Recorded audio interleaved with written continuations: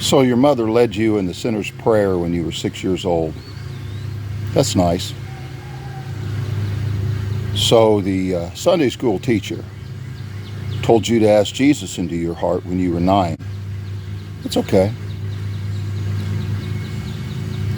But let's just ask this question. All these years later, what obligations does that lay on you?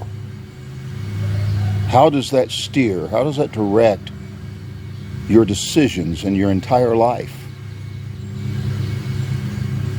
You see, Jesus said, if you don't love him so much more than your mother and father that it looks like you hate your mother and father, then you don't love him at all.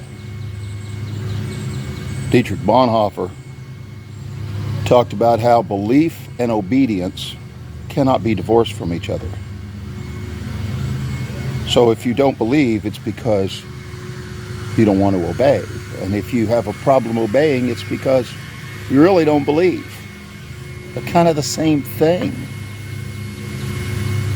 You know, the word obedience comes from Old Latin. It's the two words ob and odire, and it means toward the voice.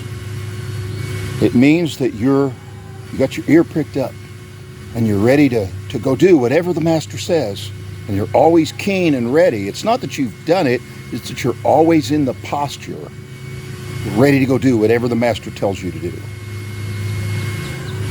But would you say your life is more like that child that's in the next room playing with the toys and mom's calling you to come do something and you don't hear because you don't want to stop playing with your toys? Mom has to come in and interrupt you to get your attention. That child is not obedient. Would you say that's like you? Well, let's think about Bonhoeffer and his obedience and his belief and what it meant in his life to love Jesus. Bonhoeffer was executed. Hans and Sophie Scholl were executed by the Nazis. They put Sophie Scholl in the guillotine and laid her in face up so she could watch the bloody blade fall.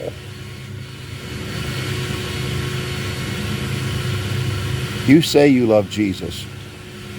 Are you ready to do that? Are you ready to face the possibility of that in your obedience to him? If not, don't bore me by telling me you're saved. Gonna go